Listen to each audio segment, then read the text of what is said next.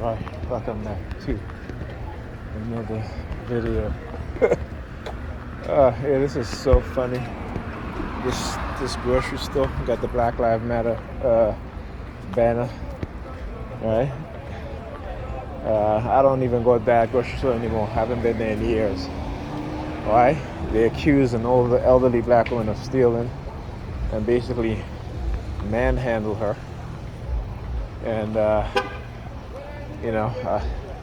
I don't know why black people still shop at that store. Okay, and this is what happens when you have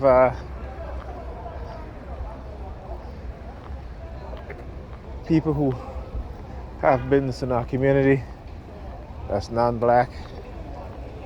They feel that they can treat particularly black women a certain way, right? That they can assault them and do all sort of stuff. And and black people will still support, right? We will still support. Look. They always gotta, like I said, they always gotta be a Sambo. They always gotta be a Ryan O'Neal instead of a Fred Hampton. So not Ryan O'Neal, but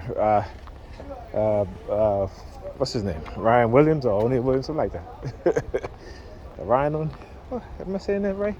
Anyway, this is what I'm talking about is the turncoat Black Panther Party member who, along with the Chicago PD, he drugged Fred Hampton, and the Chicago PD assassinated Fred Hampton. Yeah, if you've seen the movie Black Messiah, you know what I'm talking about. I forgot his name already. Jeez.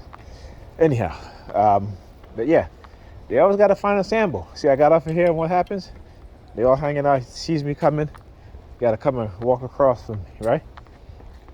This is what they do. The black Sambos. And they always got to come out with sometimes they come out with the hoodie, right? Trayvon Martin, right? Again, that's to say, Trayvon Martin was a ritual killing. These white supremacists, whether they're Caucasian, white Hispanic, or even the black racists, or the black white racists on the police force. I should say the white racists in black skin.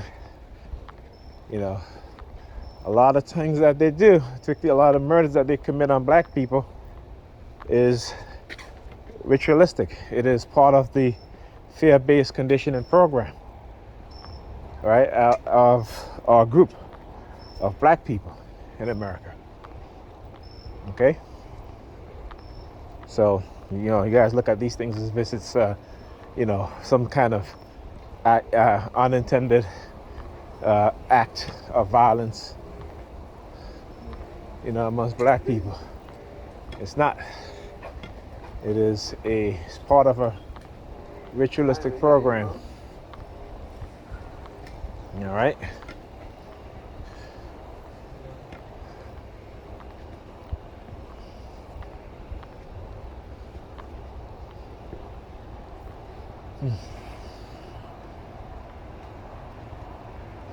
Anyhow.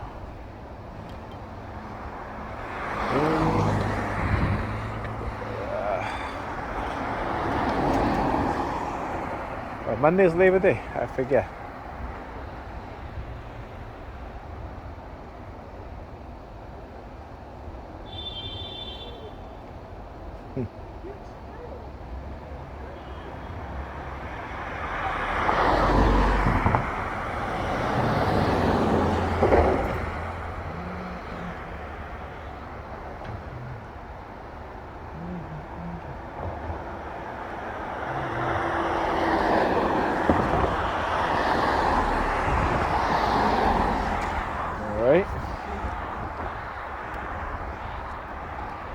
So it's probably a little after 1 o'clock now. Yeah, gotta try to get some sleep. Before I left, I took like 4 melatonins. Trying to build up, build up melatonin in my system until I can get back on my sleep medication. All right, so sometimes you gotta find an alternative, even though sometimes it's hard because I forget too. Tonight, started to experience the ice pick headaches again, and actually my daughter was complaining. Look at the sambo. Look at the sambos. The sambos. The sambos, man, they come out. The song The Freaks come out at night. Well, the sambos come out at night too. And for those who don't know what a sambo is a black person who doing the. Let me tell you guys the story. So, black people are always calling each other Uncle Toms, right? Why? Because white people have villainized Uncle Tom. Okay? So, when enslaved people here in America, who they would call Uncle Tom, was the enslaved African who refused to beat other Africans or whip other Africans with the whip.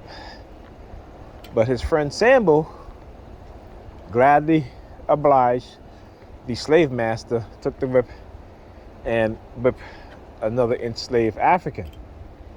All right, so again, what white people love to do is to take our heroes, villainize them, and having us calling our heroes, are thinking of our heroes as being negative, right? Attaching negative connotations, a negative characteristic to our heroes. But if you go and you look at the history, true history, it'll tell you that Uncle Tom was the enslaved African who didn't want to whip other enslaved Africans. But it was Sambo who was whipping other enslaved Africans. But they're not going to tell you that. See, because this enslaved man stood up and said no, he became a villain throughout history. So we go around calling each other Uncle Toms, not realizing, and we just say in a negative way, like Uncle Tom is a black person who, betrayed their race. No, that's a Sambo. Uncle Tom is a person who stands up to white supremacy. Actually, white supremacy, but white racism, and refuse to engage in acts that go against his or her own group. Okay, participate in the negative conditioning of the people in their group. Okay, so that's why. Anyhow, I will speak to you guys in the next video.